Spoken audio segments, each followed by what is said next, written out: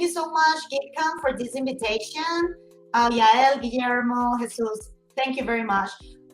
So my name is Olga Gualteros. I am customer advisor for the LATAM region, focused into verticals, education and government. And today I have a few ideas to share with you regarding digital transformation in government and more specifically in the LATAM region, how content services platforms are also providing governments with incredible tools in order to move towards not just digital transformation, but the evolution of their digital transformation plans. Okay, so let's get started. So first of all, I would like to share with you some information. I'm sure that most of you have seen these, like measures where different organizations track what is happening in the internet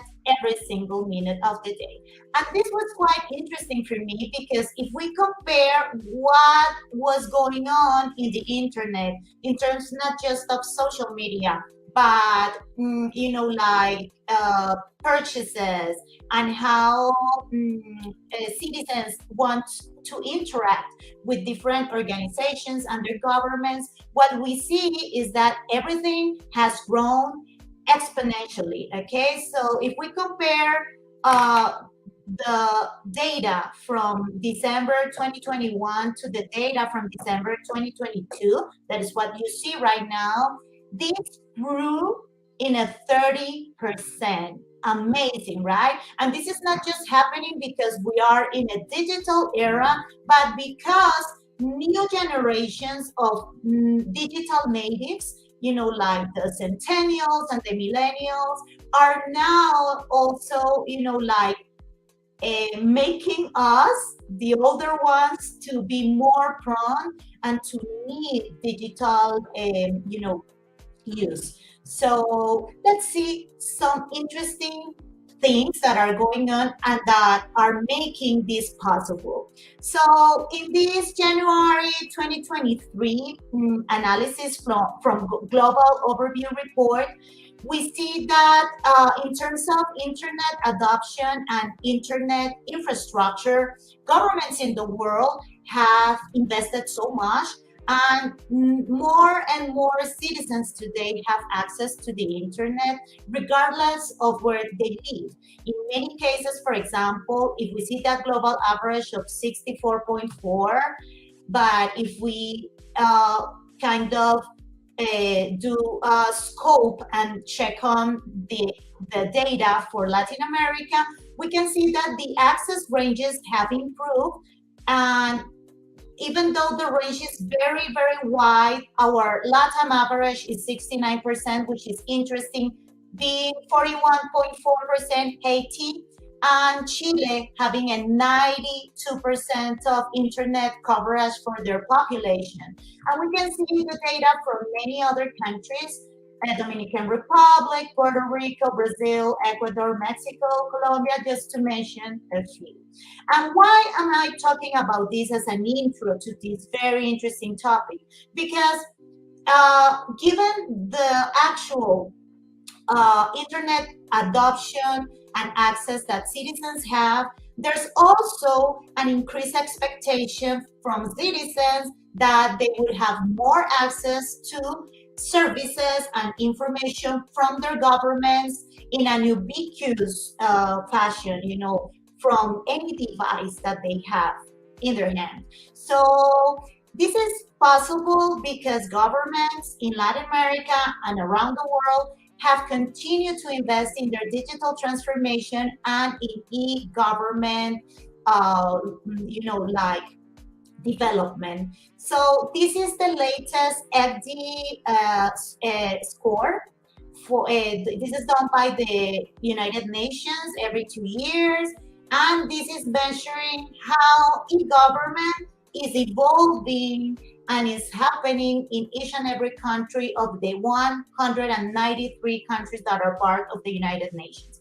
And what we can see here is what the top 10 governments in Latin America and Caribbean are right now. And why is this important? Because this is a measure that tells us not only how much procurement a government is making in terms of digital transformation and technology, but also if there is an institutional framework to support that digital transformation, if there is a strategy and an implementation roadmap that is coherent and that will provide some impact to citizens, some positive impact, of course, if it is aligned to what the United Nations call the future of digital government, which is mostly focused on citizens and providing efficient services and solutions to citizens themselves.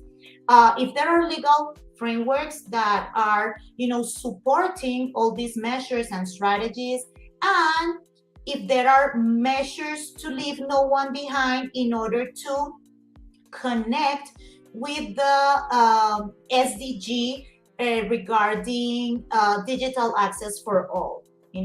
So how are governments also thinking about digital transformation, not just in terms of providing these resources and solutions to the capital cities, but also to everybody, everywhere, and regardless of where they live or what their income is. Okay, so this is super important. And then also they measure whether or not there have been COVID-19 measures in the past 2 years in terms of e-government development. And this is the ranking that we have. And what's really important about this is not where your country is right now, but what the trends are in terms of continuous development of e-government solutions and frameworks in our Latin American countries. All right. So this connects with some trends that come from the world, but are kind of permeating what we expect to happen in terms of digital transformation in the government sector. Okay. What are these trends? We continue to see governments in Latin America investing in open government, digital access for all, and data-fueled government. And let's see what this means specifically. In terms of open government, countries are very invested not only into providing transparency and access to information to all their citizens, but beyond that, we're seeing a trend towards more co-creation and participatory spaces and ecosystems that are moving towards a government that has more access to understanding what citizens expect from them, what citizens think about politics and policies, and also what the future of these policies should be. So these spaces, building these spaces of co-creation in terms of policies, citizen participation, and these collaboration systems between the public and the private sector are something that we're going to continue to see happening in the LATAM region. In terms of digital access for all, we're seeing more and more investment in terms of optimal delivery of digital services. And this is super important because, again, we're not talking about just access to information, but how through different technologies like, like AI, I'm sorry, like AI and RPA and other technologies, we can provide this very efficient delivery of services that will really make citizens' lives easier. And how these digital transformation roadmaps in government can be really impactful, can have a positive impact in the lives of citizens. And this connects a lot with what we were mentioning before, the SDGs for 2030 from the United Nations, where governments are seeing that these technologies can also help them build in terms of future of work initiatives and to be more competitive. So a, a digitally transformed government is more competitive because it has more opportunity into the global digital economy. However, if we're not able to pass all this knowledge and these skills to citizens, governments won't be able to reach their competitive, like real good competitive standards. So this is something that we know now that can be done through digital transformation. And also we're seeing the power that data gives to each and every government. And in the Latin region, we're seeing more efficiency in terms of data management on the side of several governments like Chile, Colombia, Dominican Republic, just to name a few. And also how these advanced data integrations can also not just help governments to know their citizens better, but to anticipate and cope with risks in terms of public health, in terms of public security. We see that data and data field governments are really activating these protocols in the best way, right? So this is super important. And also we're seeing more public sector agencies and even governments moving towards more risk management initiatives, and also improving their cybersecurity in terms of moving to the cloud. So this is something that is really, really going to happen more and more in our region. And also we will continue to see the importance of interoperability layers into all public sector ecosystems. Now, what are some of the capacities that we bring in these terms? In terms of open government, digital access to all, and data fueled governments, there's so much that we can do through content services platforms and to really help governments to reach and to increase their transparency, competitiveness, and efficiency. Because, in general terms, this is what all governments are looking for. In this sense, digital services platforms offer different governments and agencies a real, like a unique way to grow, not only in terms of digital transformation, but to really build avenues of digital evolution that are aligned with their digital transformation roadmaps and with the real needs of each country and their citizens. Okay, so this is our presence in Latin American governments right now. But the point here is how these content services technologies are really powering governments in terms of open government initiatives, digital access for all, and data fueled government. And why is this happening? Because the only pain point of governments isn't paper. I mean, paper was a pain point a few years ago, but not anymore. So, what we see right now is that even though paper and moving towards paperless operations in government is still a need in some cases. It's not the only pain point. Right now, we're really, even in the LATAM region, moving towards digital transformation, understanding digital transformation as something that has a very different meaning for every person and that should really work for the benefit of people and citizens.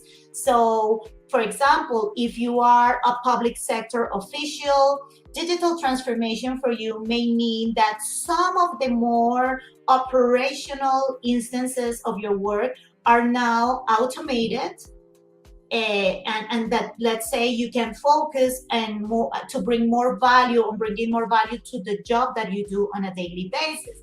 But for example, if you are a citizen or on the citizen side, probably digital transformation may mean that you now have access to certain services from the government or certain agencies digitally. And that, for example, some service that you used to do in a very difficult way because you had to go to a public office personally, and you had to make a line and wait for, I don't know, 2 3 weeks, 8 weeks to have a response.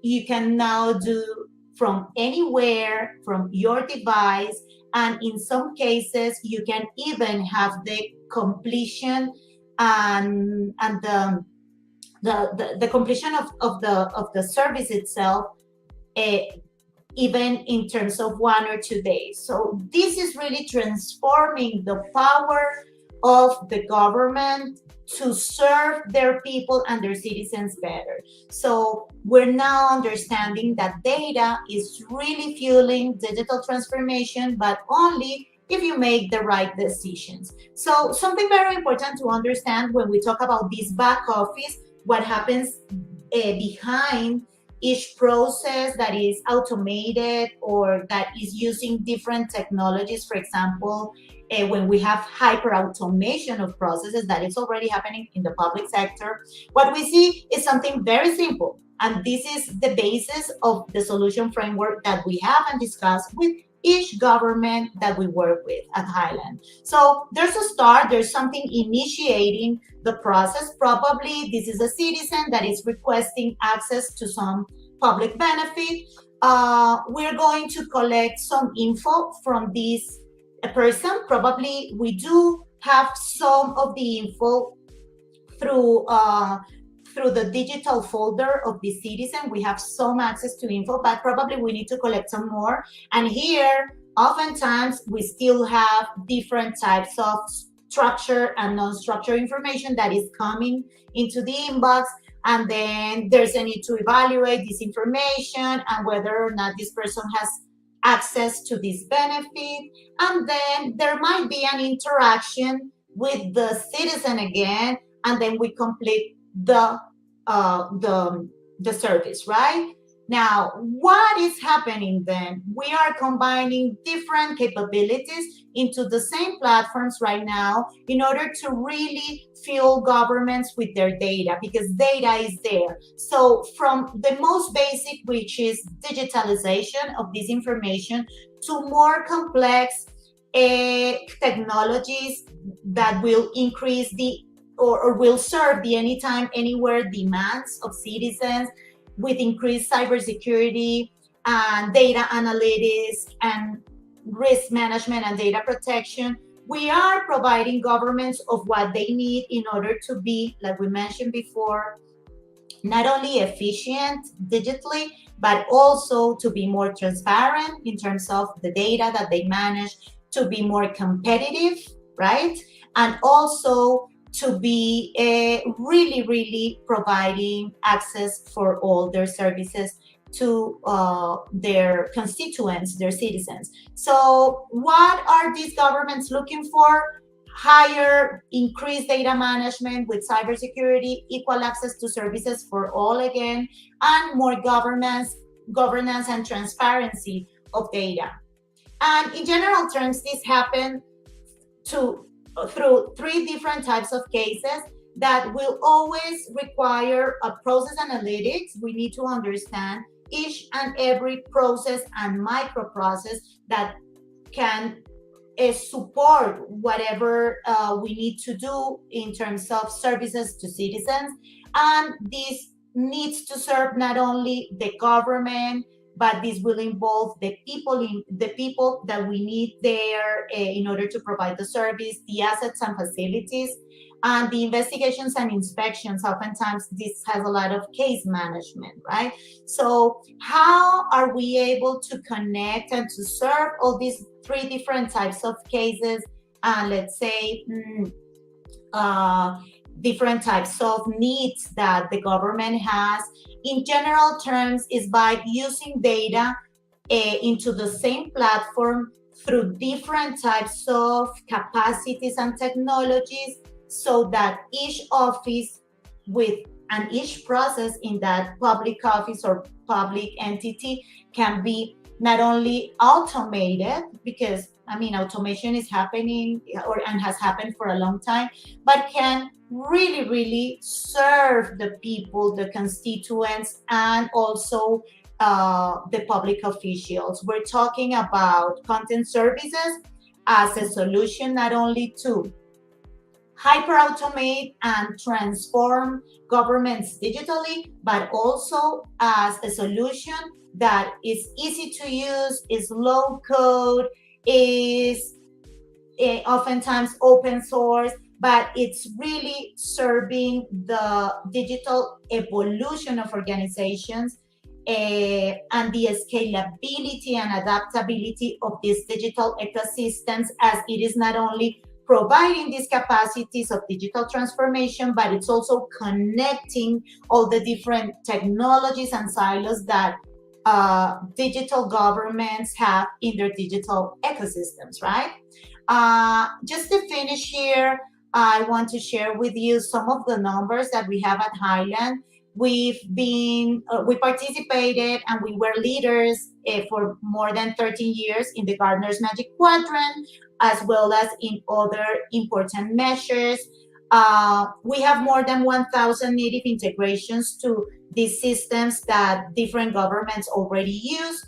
And right now we're serving more than 2,300 organizations, public organizations in the world, and we have about 30 years of experience, 31 years of experience, okay? So we are here to serve. Content services are a great tool and a great solution for governments, as we have demonstrated, and we do it in a way that we provide 360 intelligent records, intelligent automation of processes, including all different technologies in the same platform, adaptability and agility to every single need that your digital transformation ecosystem requires in order to reach its maturity, and also through understanding not only what governments need, but also to giving them customized solutions for every need that they have. My name's Olga Gualteros. I work for Highland, and if you need more information, contact me directly. Thank you so much.